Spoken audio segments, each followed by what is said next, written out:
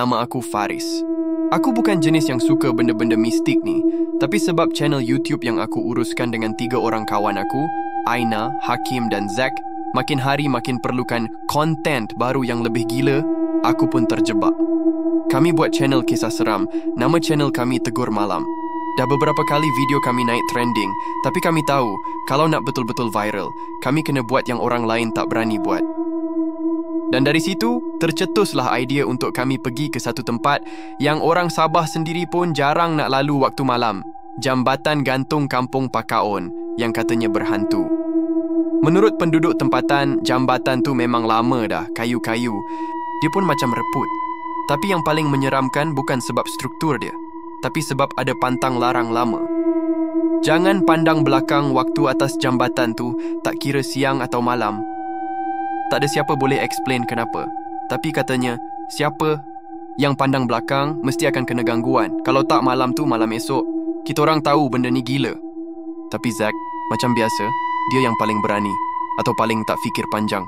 Dia terus cakap, kita bukan je naik jambatan tu malam-malam. Kita record pula, buat 360 cam, pasang mic gila, drone semua. Dan tak ada siapa bantah. Aku pun terikut. Kami sampai kampung tu waktu petang. Cuaca mendung macam nak hujan. Suasana kampung tu tenang tapi sepi. Budak-budak tak main luar. Orang tua-tua pandang kita orang macam tak suka. Kami sempat borak dengan Pakcik Jalil, orang lama kampung tu. Dia duduk bawah pokok getah, hisap rokok daun. Buat apa kamu semua datang sini? Tanya dia. Mata dia tajam semacam. Kami nak buat rakaman, Pakcik. Nak naik jambatan tu, ambil footage malam. Jawab Aina, sopan. Pakcik Jalil diam. Dia renung kami lama. Kamu tahu tak, budak-budak sini pun tak lalu situ lepas asar. Bukan lepas maghrib. Lepas asar pun dah cukup. Hakim gelak kecil. Serius ke Pakcik? Kami bukan buat benda bukan-bukan. Cuma nak rakam. Rakam tu lah yang panggil benda tu datang. Potong Pakcik Jalil. Aku tak nak dengar kamu semua hilang esok. Dah banyak kali orang luar datang nak uji pantang larang. Tapi kamu tahu apa jadi? Seorang budak tu, umur 17, hilang. Lepas 2 minggu baru jumpa. Terapung bawah jambatan, mata dia terbeliak macam nampak hantu. Suasana jadi senyap. Angin sepoi lalu, tapi tiba-tiba rasa sejuk. Kami ucap terima kasih dan berlalu. Dalam hati aku dah rasa tak sedap. Tapi Zack macam biasa, gelak dan cakap, itu semua cerita orang tua nak takutkan budak-budak. Jom buat kerja. Malam tu kami mula rakaman. Aku pasang GoPro, Aina urus audio, Zack bawa drone dan Hakim jadi tukang baca skrip. Kami plan nak buat video ala-ala dokumentari. Mula dengan sejarah jambatan, mitos-mitos dan akhirnya eksperimen kami sendiri. Jambatan tu gelap. Kami pasang 2 lampu LED kecil kiri kanan, cukup nak nampak jalan dan muka kita orang. Bawah jambatan tu ada sungai kecil, tapi airnya hitam, tak nampak dasar. Bunyi cengkerik dan burung hantu sayup-sayup kedengaran. Kami jalan atas jambatan tu satu-satu. Zack depan sekali, lepas tu aku, Aina dan Hakim belakang. Masa jalan tu, aku dengar bunyi kayu reput kerak-keruk bawah kaki kami. Tapi yang pelik, macam ada bunyi tapak kaki kelima. Lemah, ikut rentak langkah kami. Tapi bila kami berhenti, bunyi tu terus sambung 2 saat lepas, kami semua dah diam. Aku pandang Zack. Dia pun pandang aku, muka dia pun berubah. Korang dengar tak? Aku tanya. Hakim angguk. Bunyi langkah tu lebih dari kita 4 orang. Zack cuba tenangkan suasana. Relax, mungkin gemar. Tapi Aina, dia orang yang paling sensitif. Terus pegang tangan aku. Faris, aku rasa kita tak sorang-sorang kat sini. Aku cuba buat lawak. Yelah, kita ada drone. Kan benda tu takut teknologi? Tak ada siapa ketawa. Kami teruskan jalan sampai tengah jambatan. Dari situ, kamera kami pasang mode night vision. Hakim mula bacakan skrip tentang mitos larangan jangan pandang belakang. Dia sebut ayat itu sambil berdiri dekat tepi tali jambatan. Muka dia serius. Dan masa tu, bunyi rak-rak-rak kuat dari hujung jambatan belakang kami. Semua terus toleh. Kecuali aku. Aku tahan diri. Sebab, aku perasan satu bayang hitam berdiri dekat hujung jambatan. Tak bergerak. Zack yang paling hampir dengan bayang tu terus ke depan bawa kamera. Korang nampak tak ni? Ada orang, ada orang. Hakim bisik, itu bukan orang, Zack. Aina mula menangis. Aku terus cakap, "Zack, balik. Sekarang, jangan pandang belakang." Zack degil. Dia terus jalan ke arah. Bayang tu drone kami tiba-tiba jatuh menjunam ke sungai. Kamera utama statik. Skrin penuh dengan noise. Audio rosak. Bunyi statik campur satu suara garau, perlahan seakan berbisik. "Kenapa kamu datang?"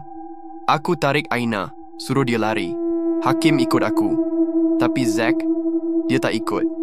Kami sampai ke hujung jambatan sebelah lagi dan Zack masih berdiri kat tengah pandang belakang.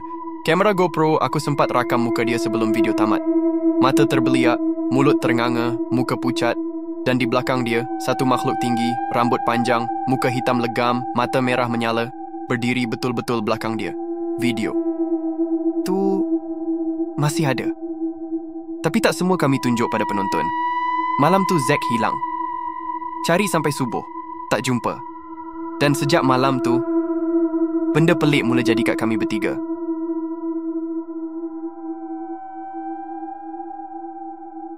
Malam tu kami bertiga, aku, Aina dan Hakim, tidur dalam satu bilik kecil rumah penginapan kampung.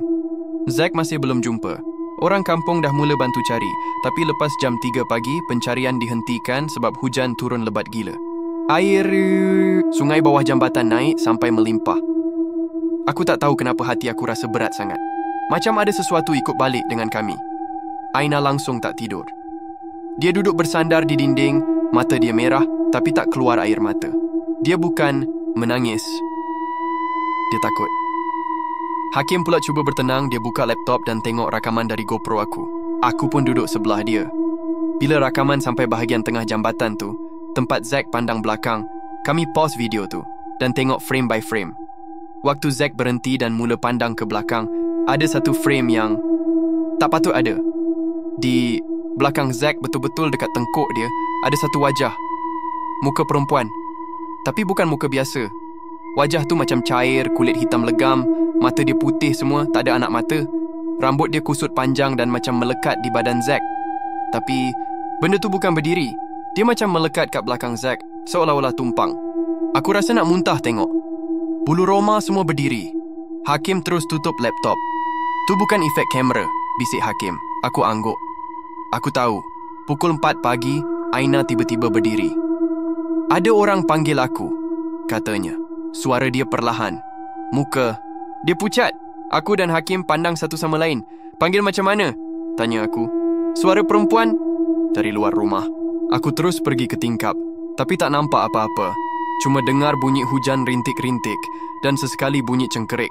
Tapi masa aku betul-betul fokus, aku dengar juga macam ada suara halus, sayup-sayup. "Aina, buka pintu. Aku tunggu kau." Aku terus tutup langsir. "Jangan buka apa-apa. Jangan keluar. Apa pun yang kau dengar, jangan ikut." Aina dah menggigil. Dia duduk semula peluk lutut. Aku rasa benda tu ikut kita balik. Bukan Zack je kena, kita pun. Hakim pun geleng. Aku nak balik KL esok. Kita report polis dan lepas tu kita stop buat video macam ni. Aku setuju. Tapi masa aku nak ambil telefon untuk mesej keluarga, aku perasan sesuatu. Telefon aku, semua gambar dalam galeri dah hilang, tapi ada satu video baru. Tak ada nama. Aku tekan play. Rakaman tu dari atas jambatan, tapi bukan dari kamera aku. Video tu dari sudut belakang, macam dari mata seseorang yang sedang tengok kami dari hujung jambatan. Video tu pendek, tak sampai 20 saat, tapi cukup untuk buat jantung aku berhenti kejap. Dalam video tu, aku nampak kami bertiga tengah lari, tinggalkan Zack. Tapi di belakang Zack, waktu dia toleh, ada tangan panjang, kurus dan hitam keluar dari celah papan jambatan dan tarik kaki dia ke bawah. Zack menjerit, tapi tak ada suara. Video tu senyap. Cuma ada bunyi nafas kasar, macam bunyi seseorang tengah berdengus kuat kat telinga. Dan di akhir video tu, kamera berpaling, tunjuk muka.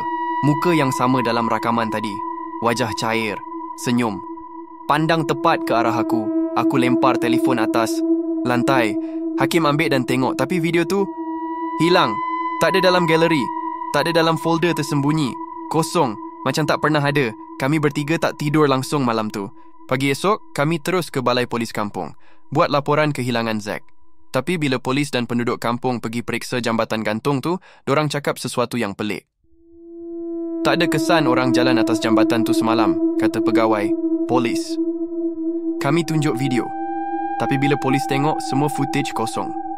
Video jadi hitam, suara bising, macam fail corrupted. Benda tu dah mula main dengan kami. Mungkin sebab kami cabar pantang larang tu. Kami dah langgar sempadan dunia yang bukan milik kita. Kami putuskan untuk pulang ke KL hari tu juga. Dalam perjalanan balik, Hakim asyik diam. Aku tanya dia okey ke tak. Dia jawab perlahan, "Aku rasa Zack masih hidup." Aku pandang dia. "Kenapa kau cakap macam tu?" "Sebab malam tadi dalam mimpi aku, Zack panggil nama aku. Dia cakap, 'Jangan tinggal aku kat situ, jangan tinggal aku dalam gelap,' dan muka dia penuh darah. Aina yang duduk di belakang terus menangis. Kita dah buat silap besar. Tapi yang lebih menyeramkan, bila sampai rumah masing-masing, gangguan tu tak berhenti. Malam pertama di KL, aku mula dengar bunyi ketukan di tingkap bilik aku. Padahal aku duduk apartmen tingkat 10, ketukan tu jadi rutin setiap jam 3 pagi. Bila aku buka langsir, tak ada orang. Tapi kaca tingkap selalu ada kesan tapak tangan, kecil dan hitam. Hakim pula kerap pengsan waktu malam. Mak dia kata, badan dia macam dibaringkan atas lantai sejuk. Bila dia bangun, bibir dia pecah dan kuku tangan penuh lumpur. Doktor tak dapat kesan apa-apa penyakit, Aina. Dia paling teruk. Dia dah berhenti kerja. Tak keluar rumah langsung. Bila aku cuba call, dia tak jawab. Satu hari aku datang rumah dia, jiran-jiran cakap dia menjerit tengah malam, sebut nama Zack berkali-kali. Aina, tolong Zack, tolong Zack.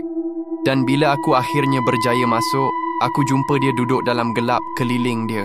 Penuh dengan lakaran jambatan gantung, lukisan makhluk hitam tu.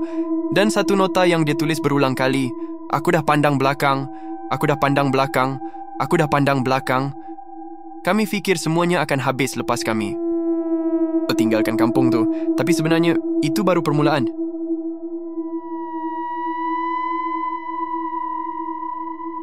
Malam tu, aku tak tidur langsung. Aku duduk atas katil sambil peluk bantal, mata aku tak lepas dari pintu bilik. Bunyi ketukan di tingkap makin kuat. Biasanya 3 kali, tok tok tok, lepas tu diam. Tapi malam ni, dia ketuk 7 kali, perlahan, dan setiap kali bunyi tu datang, aku rasa macam jantung aku nak berhenti. Aku tengok jam 3.17 pagi. Masa tu, aku betul-betul rasa ada benda berdiri dekat luar. Walaupun aku tak buka langsir, aku tahu dia ada kat situ. Aku pegang telefon, cuba mesej Hakim. "Bro, kau okey tak? Aku rasa benda tu dah sampai KL." 3 titik muncul, tanda Hakim tengah type. Aku pun rasa benda tu ikut kita. Tadi aku bangun, ada lumpur atas katil aku. Aku duduk seorang je dalam bilik. Aku nak reply, tapi tiba-tiba semua lampu bilik aku padam, klik, terus gelap. Telefon aku pun mati, walaupun bateri tadi 80%. Aku terdiam, tak bergerak.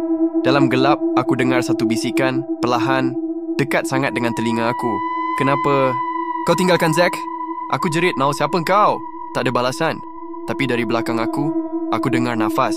Bukan nafas aku, panjang, berat, dekat. Aku pusing perlahan. Tak nampak apa-apa.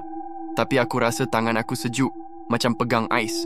Aku lari keluar bilik, terus buka semua lampu rumah. Semua nyala balik, macam tak ada apa jadi. Telefon aku menyala sendiri, tapi semua mesej hilang. Galeri kosong. Cuma ada satu gambar baru, gambar yang aku tak pernah ambil. Aku buka. Gambar aku tengah tidur dalam posisi aku masa tadi. Tapi di belakang aku ada bayangan hitam besar berdiri. Tangan dia seolah-olah hampir sentuh kepala aku. Aku nak nangis. Aku tahu aku tak boleh terus diam. Keesokan paginya, aku pergi rumah Hakim. Muka dia pucat, mata dia merah macam orang tak tidur seminggu. Dia buka pintu rumah dengan tangan menggigil. "Masuk cepat," katanya. Aku masuk. Rumah dia bersepah. Kain, buku, makanan semua bertabur. Kat dinding ruang, tamu, ada sesuatu yang buat aku betul-betul terkedu. Hakim, dia lukis balik jambatan tu. Tapi dengan detail gila. sampai ke corak papan reput, tali, bayang-bayang sekeliling dan makhluk tu. Ada belasan lukisan, semua dia lukis dalam satu malam. Aku tak tahu kenapa aku buat ni, kata dia. Tangan aku gerak sendiri. Aku tanya, Aina okey? Hakim geleng. Aku cuba call dia pagi tadi, tapi suara yang jawab bukan suara Aina. Aku terus telefon Aina dari telefon aku. 2 kali tak dijawab. Kali ketiga ada suara angkat, tapi suara tu bukan Aina. Bukan perempuan pun. Suara tu kasar, dalam, macam 2 suara bercampur satu. Kau dah janji, tapi kau lari. Zack belum selesai. Aku terus matikan call. Hakim dan aku saling pandang. Masa tu kami tahu benda ni takkan habis dengan kami lari. Kami dah buka satu pintu yang patut kekal tertutup. Kami bincang dan buat keputusan paling gila yang pernah kami buat. Kami kena patah balik. Kena pergi semula ke kampung Pakaon, cari jawapan, cari Zack kalau dia masih hidup. Malam tu, sebelum tidur, aku dapat mesej dari nombor tak dikenali. Tak ada nama, tak ada DP. Tapi mesej tu satu ayat je. 3 orang balik, tapi 1 belum keluar. Aku tunjuk mesej tu kat Hakim. Dia cuma jawab, maksudnya Zack masih kat situ. Tapi, dia bukan Zack yang kita kenal lagi. Esoknya kami beli tiket penerbangan semula ke Sabah. Kami cuba ajak Aina, tapi dia masih tak balas. Kami hampir putus asa, sampai satu mesej masuk pagi tu, dari Aina. Aku ikut, tapi kalau kita semua mati, aku tak nak roh aku terperangkap kat jambatan tu. Kami berangkat malam itu. Dalam hati aku, macam-macam perasaan bercampur. Takut, bersalah, bingung. Tapi yang paling kuat, rasa tanggungjawab. Sebab kami yang mula semua ni. Sampai di Sabah, suasana kampung masih sama. Tapi kali ni, orang kampung langsung tak nak tegur kami. Pak Cik Jalil pun tak ada. Rumah dia gelap. Kami pergi semula ke rumah penginapan. Cuma kali ini, kami bawa barang-barang lain. Garam kasar, surah-surah ruqyah, kamera analog dan 1 botol kecil air zam-zam yang mak aku bagi. Kami rancang naik jambatan waktu siang, tapi Aina tiba-tiba jatuh pengsan jam 11 pagi. Bila dia sedar, dia cakap benda yang buat bulu tengkuk. Aku berdiri. Ada suara cakap, kalau kami nak dia balik, kami kena datang waktu yang sama. Waktu Zack hilang. Tengah malam. Aku tak nak. Tapi Aina cakap, kalau kita langgar, kita semua akan diseret sama. Malam tu, kami kembali ke jambatan tu. Kali ni, dengan hati yang lebih berat dan kepala yang tak yakin langsung. Tapi kami tahu, Zack ada di sana. Atau sesuatu yang masih pegang dia. Jambatan tu macam lebih panjang dari dulu. Kabus tebal menyelubungi sungai bawah. Bulan tak nampak. Langit gelap gelita. Kami bertiga berdiri di hujung jambatan. Hakim genggam air zam-zam. Aina pegang tasbih. Aku pegang telefon dengan kamera rakam. Tapi kali ni, kami tak berniat nak viralkan apa-apa. Kami cuma nak tamatkan mimpi ngeri ni. Kami ambil langkah pertama atas jambatan. Dan dari hujung sana, ada seseorang berdiri. Bayang tu sama tinggi macam Zack, tapi postur dia bengkok. Dan tangan dia panjang sampai ke lutut. Dia tak bergerak, cuma berdiri. Pandang kami, dan tiba-tiba suara Zack kedengaran, pelan. Macam dari dalam hati kami sendiri. Kau pandang belakang, bro. Kau pandang belakang. Sekarang, aku tak boleh keluar.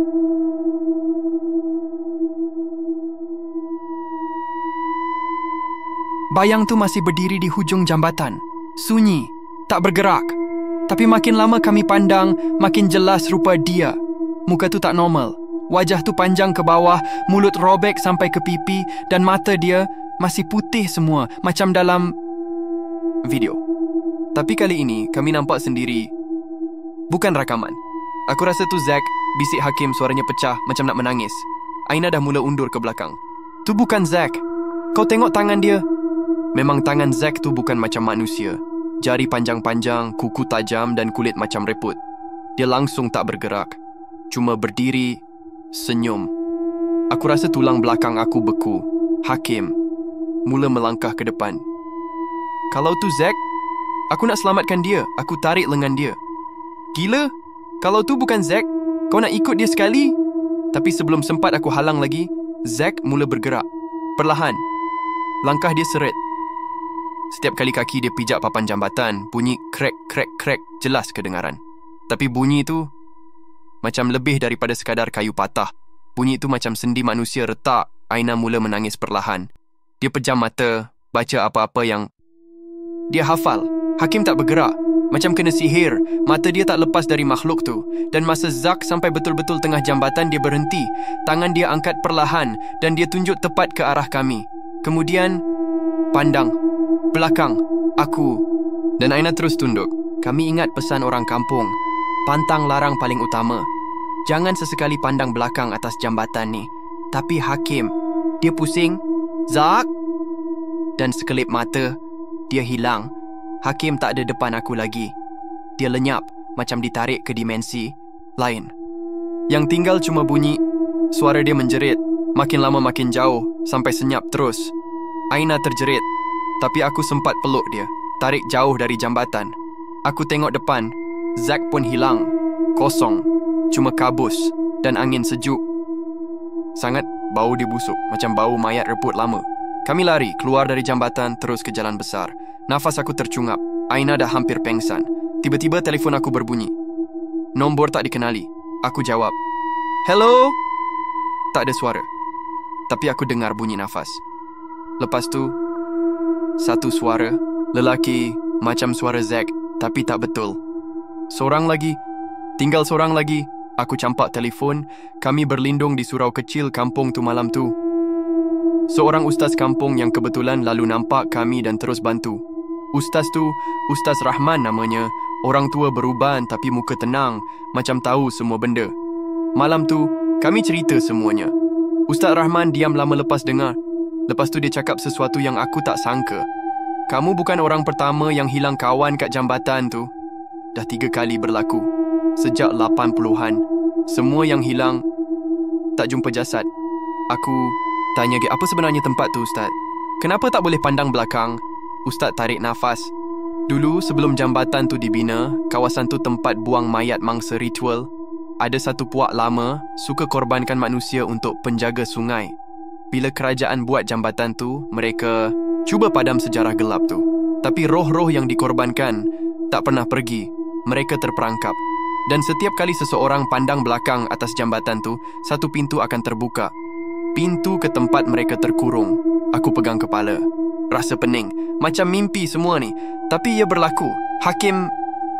Zack. Semua hilang depan mata. Aina masih diam, trauma. Tapi waktu subuh dia datang dekat aku dan cakap sesuatu yang buat darah aku rasa beku. Aku rasa Zack cuba hubungi aku. Dalam mimpi. Tapi bukan untuk minta tolong, aku pandang dia. Habis tu, Aina tunduk. Dia ajak aku ikut dia. Aku tahu benda ni tak habis lagi. Dan mungkin takkan habis kalau kami tak patah balik satu kali lagi. Tapi kali ni bukan nak selamatkan siapa-siapa, tapi nak tamatkan semuanya. Dan waktu aku buka telefon pagi tu, ada satu gambar baru muncul dalam galeri. Sekeping je. Gambar jambatan. Tapi kali ni, aku nampak diri aku sendiri. Berdiri atas jambatan. Seorang diri. Sedangkan aku tak pernah ambil gambar tu. Soalan yang buat aku gementar. Kalau aku ada dalam jambatan tu, siapa yang ambil gambar tu?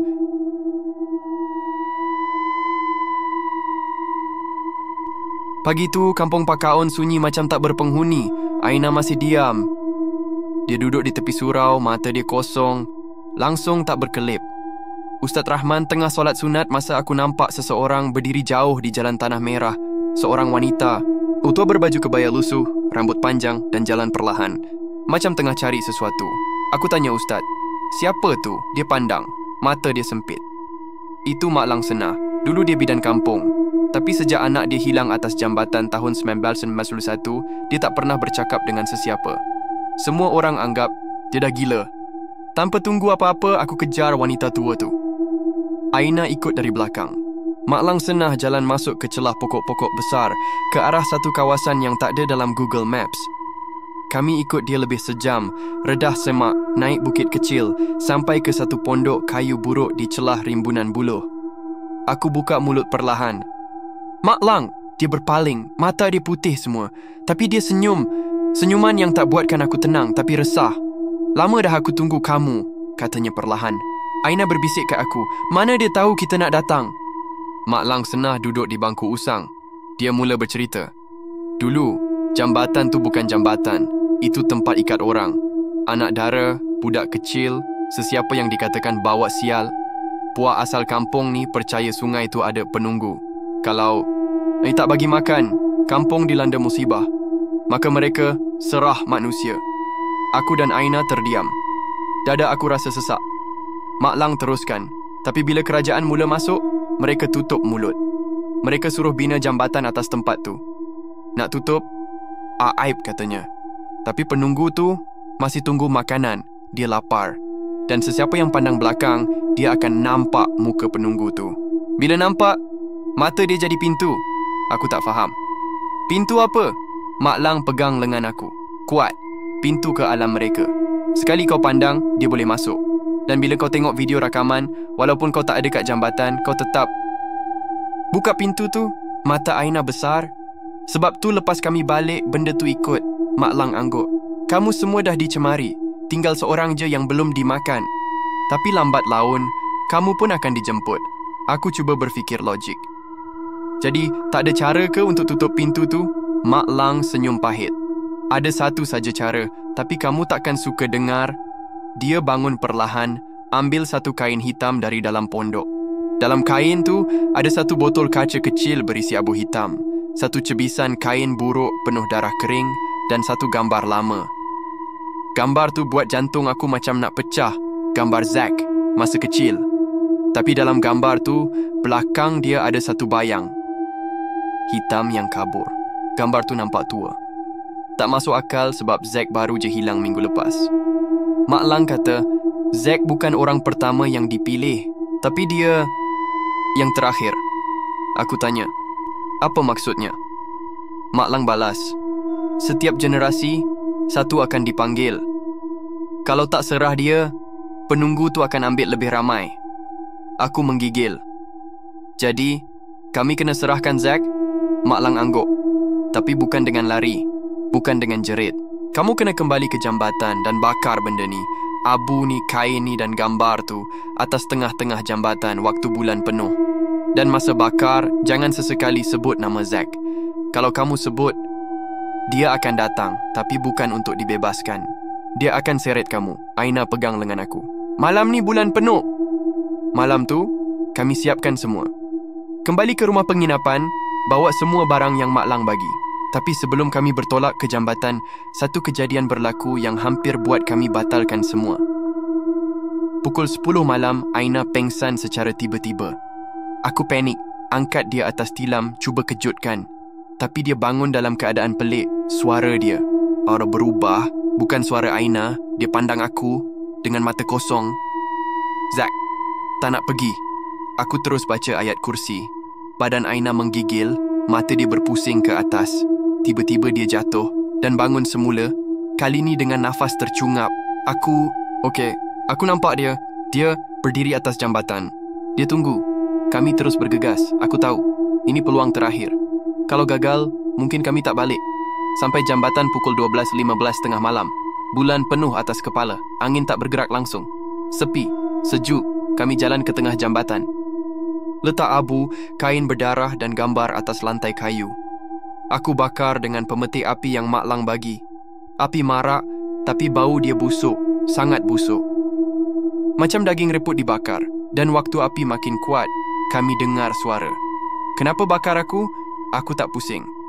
Tapi Aina, dia terkejut, sebut tanpa sengaja. Zack! Aku jerit. Jangan sebut nama dia! Tapi dah terlambat.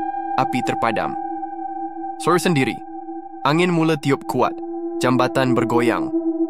Dan dari celah kabus muncul satu sosok. Tinggi, kurus, mata bercahaya putih. Tapi kepalanya, muka Zack. Separuh, satu lagi macam tengkorak. Dia jalan ke arah kami. Dan jambatan mula retak. Aku peluk Aina, tutup mata. Dan tiba-tiba, semuanya gelap.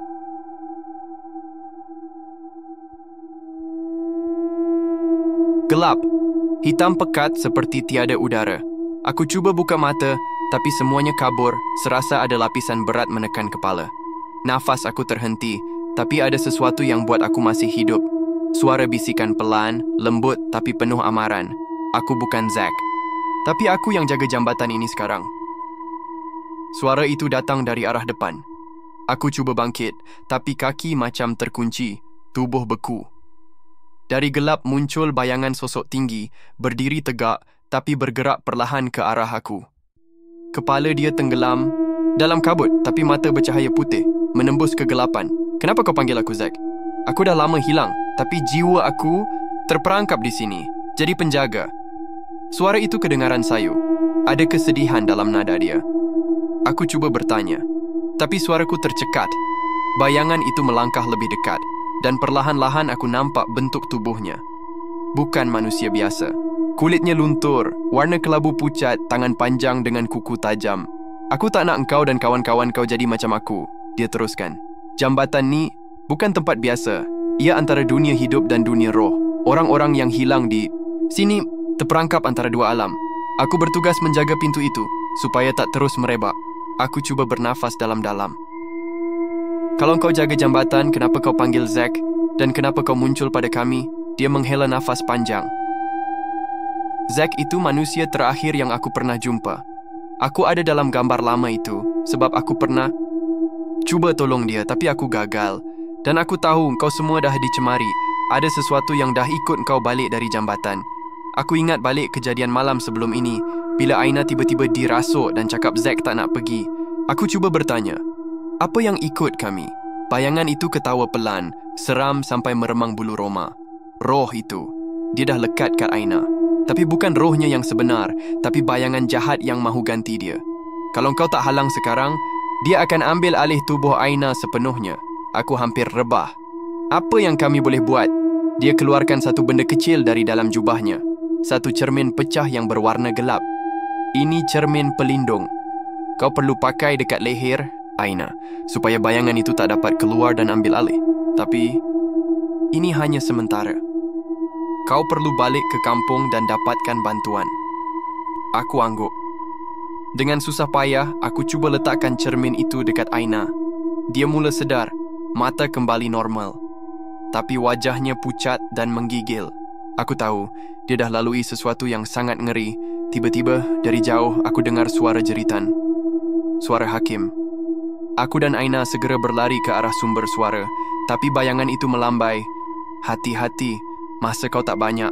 Kami sampai di tepi jambatan, dan apa yang aku nampak buat aku hampir pengsan.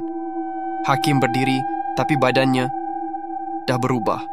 Kulitnya luntur, matanya merah menyala, dan dia menjerit, tapi suaranya bukan lagi suara manusia.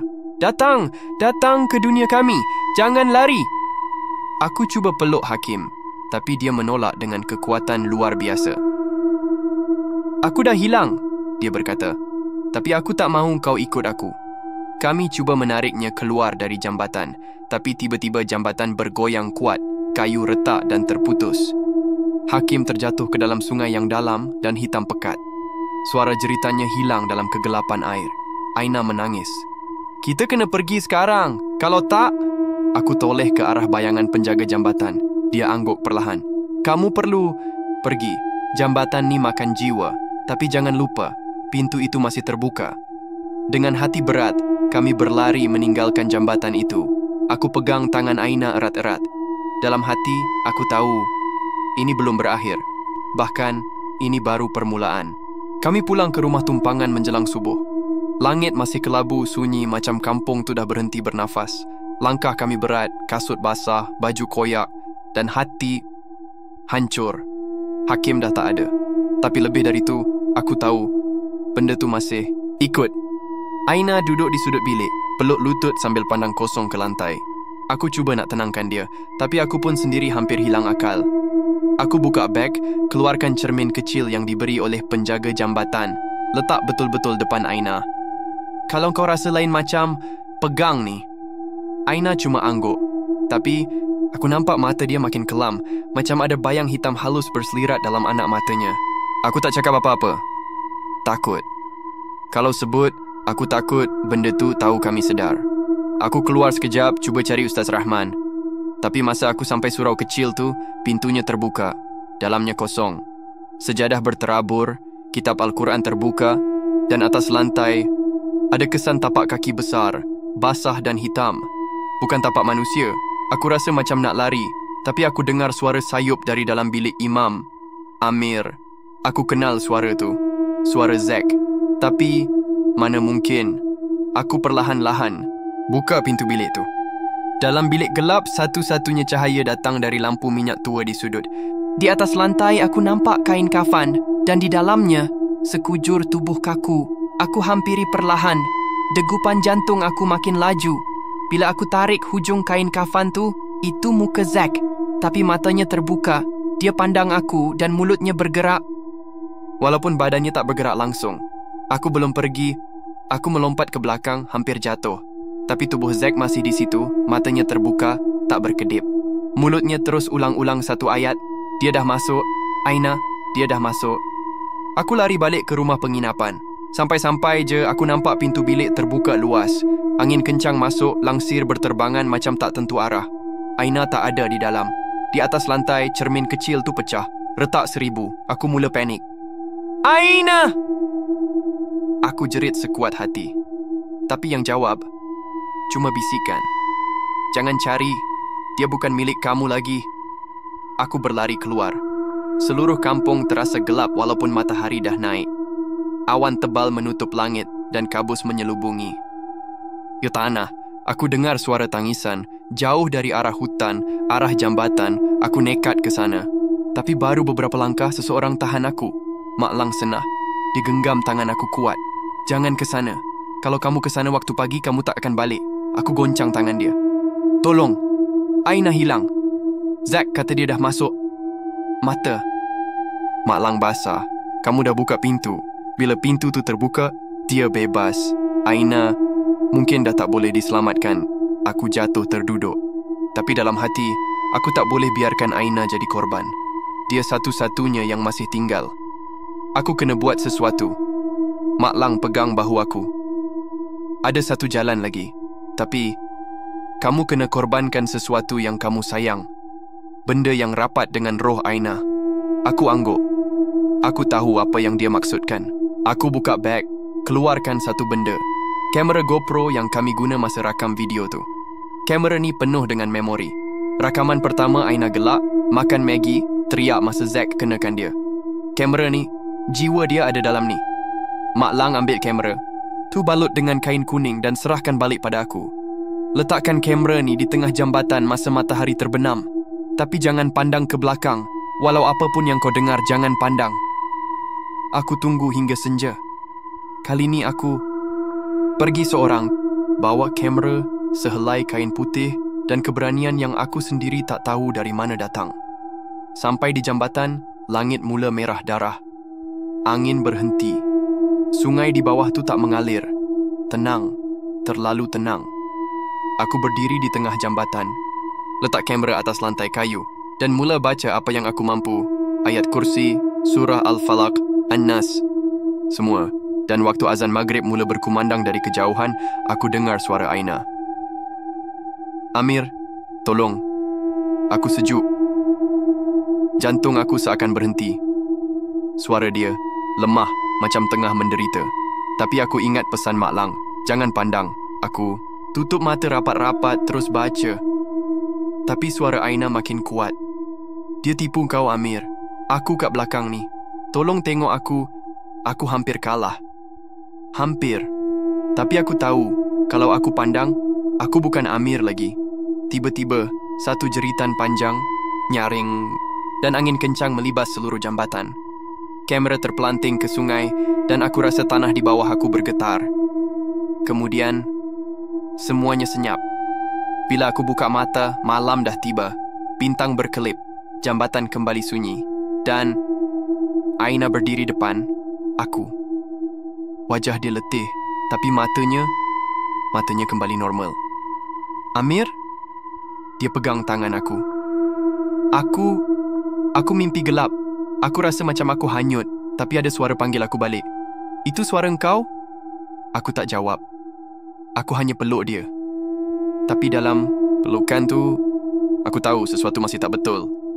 Kulit Aina terasa sejuk. Terlalu sejuk, macam bukan manusia. Malam tu, aku dan Aina balik semula ke rumah tumpangan. Kami berdua senyap sepanjang jalan, cuma bunyi daun bergesel dan cengkerik yang isi ruang. Tapi dalam hati aku, ribut. Bukan sebab takut, tapi sebab keliru. Aina nampak macam biasa. Dia senyum, dia peluk aku masa sampai. Tapi mata dia tak pernah berkelip lama. Kami masuk bilik. Aina terus baring atas tilam nipis dan lepas 5 minit, dia tidur. Atau pura-pura tidur. Aku duduk di tepi tingkap, cuba fikir semula apa yang berlaku. Kamera tu dah hilang, hanyut dalam sungai. Aku tak tahu kalau rakaman dalam tu boleh diselamatkan. Tapi apa yang penting sekarang, aku kena pastikan Aina selamat. Betul-betul selamat. Esok pagi aku ajak Aina pergi rumah Mak Lang. Dia setuju, tapi sepanjang perjalanan, dia pegang tangan aku terlalu erat. Jari dia sejuk, macam tak ada darah mengalir. Bila sampai Mak Lang tengah tunggu kami. Tapi bila dia nampak Aina, aku nampak dia tarik nafas panjang. Dia ajak kami masuk. Suasana dalam rumah dia berat, macam udara pekat dengan asap, walaupun tiada pun orang merokok.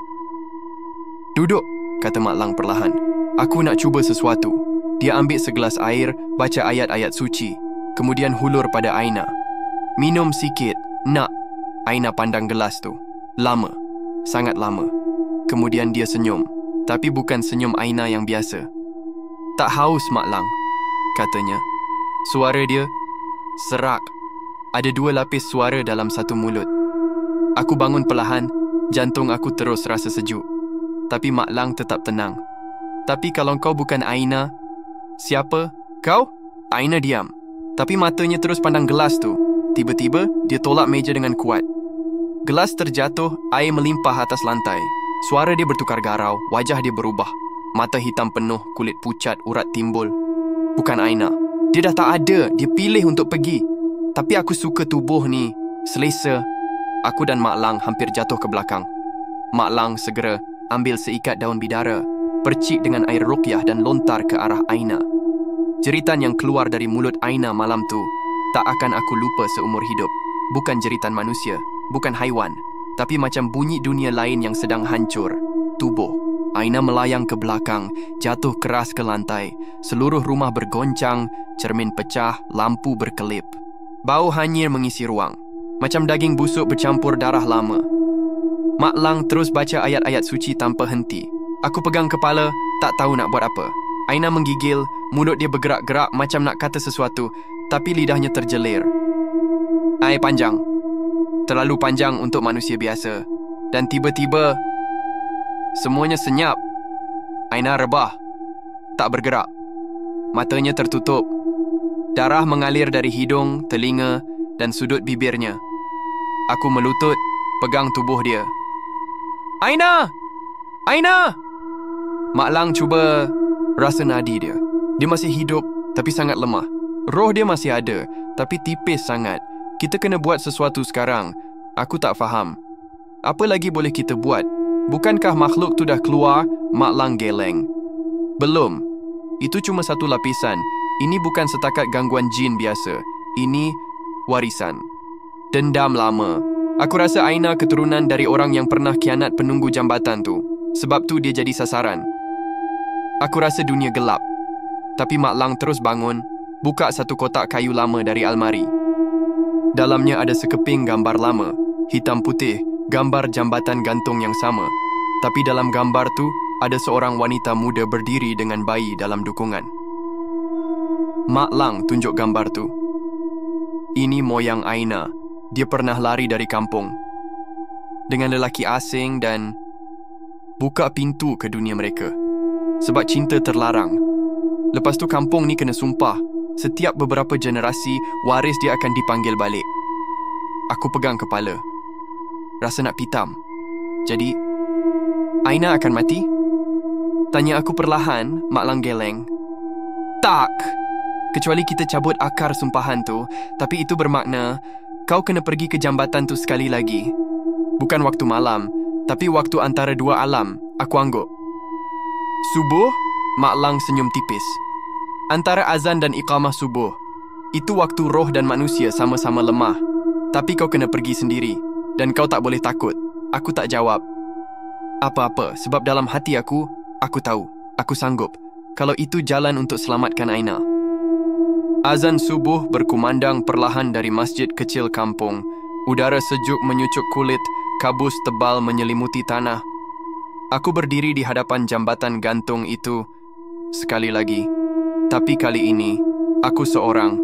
Tiada Zack, tiada Hakim, dan Aina masih terbaring tak sedarkan diri di rumah Mak Lang. Aku genggam kain kafan yang dibekalkan Mak Lang bersama gambar lama moyang Aina. Dia kata, letakkan gambar ni di tengah jambatan. Baca doa ni 3 kali dan jika dia datang, jangan lari. Hadap. Langkah pertama atas jambatan tu macam langkah ke neraka. Kayu-kayu tua berkeriuk dan bunyi air sungai di bawah senyap. Terlalu senyap, seolah-olah waktu itu sendiri berhenti bergerak. Aku mula melangkah, perlahan-lahan. Bayangan wajah Zack dan Hakim berulang dalam kepala. Aku masih ingat jeritan mereka, mata mereka saat diculik entiti gelap tu. Aku tak tahu roh mereka di mana sekarang atau adakah mereka masih wujud. Sampai di tengah jambatan, aku bentang kain kafan itu. Letakkan gambar atasnya. Buka nota doa yang ditulis tangan oleh Mak Lang. Aku baca dengan suara bergetar, perlahan tapi jelas. Bismillahillazi la ilaha illa huwa. Aku ulang 3 kali. Udara tiba-tiba jadi berat. Kabut di sekeliling jadi lebih tebal. Dan di hadapan aku, bayang hitam mula muncul dari celah-celah kabus. Semakin jelas, semakin besar. Ya, bukan manusia. Tingginya hampir 2 meter. Mata merah menyala, tubuhnya dibalut kain lusuh, dan di belakangnya ada rantai tergantung. Suara logam bergesel bergaung kuat, tapi aku tak berganjak. Mak Lang dah pesan, kalau kau lari, kau tak akan balik. Makhluk itu berdiri hanya beberapa meter di depan aku, dan aku dengar suaranya kasar dan serak. Kenapa kau datang? Cucu si pembuka pintu. Aku terkedu. Dia tahu aku bawa gambar moyang Aina. Aku datang nak tamatkan ini. Cukup. Lah, kau dah ambil kawan-kawan aku. Cukup. Suara aku menggigil, tapi aku paksa diri kuat. Makhluk itu senyum. Tapi senyum dia bukan macam manusia. Mulutnya panjang ke tepi, senyumannya menyakitkan mata. Kau sanggup bayar harganya? Aku tak jawab. Kalau kau nak dia hidup, kalau kau nak roh-roh lain bebas, kau kena tukar tempat dengan dia. Aku terkedu. Maksud kau? Dia mengangkat tangannya. Dari kabus muncul kelibat Aina berdiri dalam keadaan separuh sedar. Wajah dia kosong. Tapi dia hidup. Roh dia masih belum dimiliki sepenuhnya. Kau masuk, dia keluar.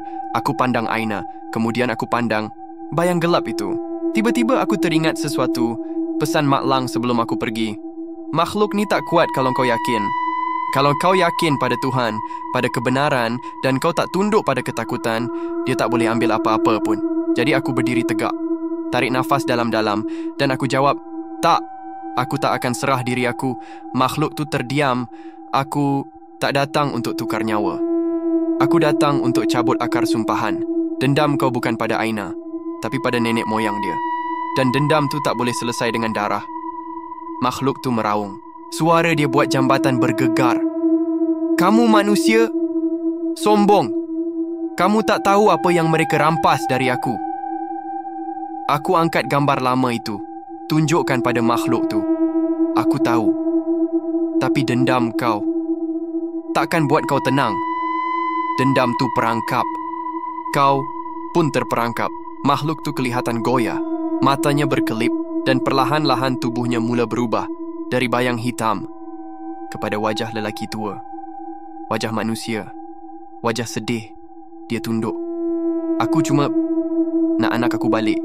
Air mata keluar dari mata bayang itu. Dia tunjuk gambar dalam tangan aku. Anak aku lari ikut lelaki asing. Dia tinggalkan aku. Aku tunggu. Dia balik, tapi dia tak pernah kembali. Aku sangka dia buang aku. Tapi rupanya dia mati masa bersalin. Mayat dia hanyut ke sungai. Suara makhluk itu lemah, pilu. Bila aku tahu, aku marah. Aku sumpah seluruh darah keturunan dia. Aku buta. Aku terdiam. Dunia jadi sunyi. Dan waktu itu, kabus mula berundur. Langit berubah cerah. Jambatan itu tak lagi terasa berat. Aina jatuh ke lantai, tapi aku cepat-cepat peluk. Dia sedar, matanya kembali bersinar. Amir, Suara dia perlahan. Aku pandang makhluk itu semula, tapi dia kini semakin pudar. Wajahnya tenang. Terima kasih, anak muda. Dan akhirnya, dia hilang. Bersama kabus. Bersama sumpahan aku. Dan Aina berdiri. Tangan dia genggam tangan aku erat. Kami tahu semuanya dah tamat. Atau kami sangka dah tamat. 3 bulan lepas kejadian tu, hidup aku dan Aina nampak normal semula. Kami tinggalkan kampung tu hari ketiga selepas sumpahan diputuskan. Zack dan Hakim masih hilang.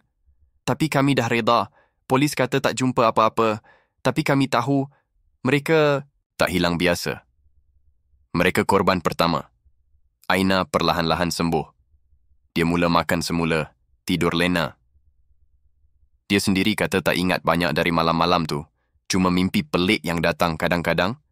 Suara air sungai, bunyi rantai dan bayangan.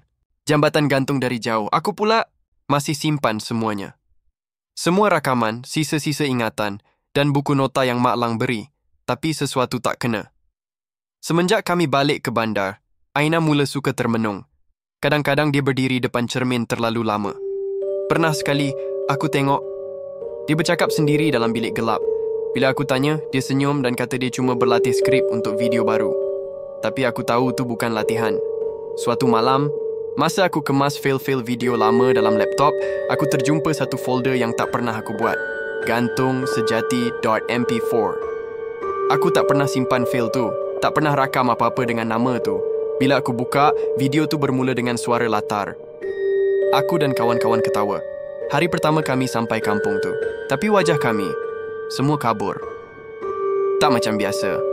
Seolah-olah muka kami dah dipadam perlahan-lahan.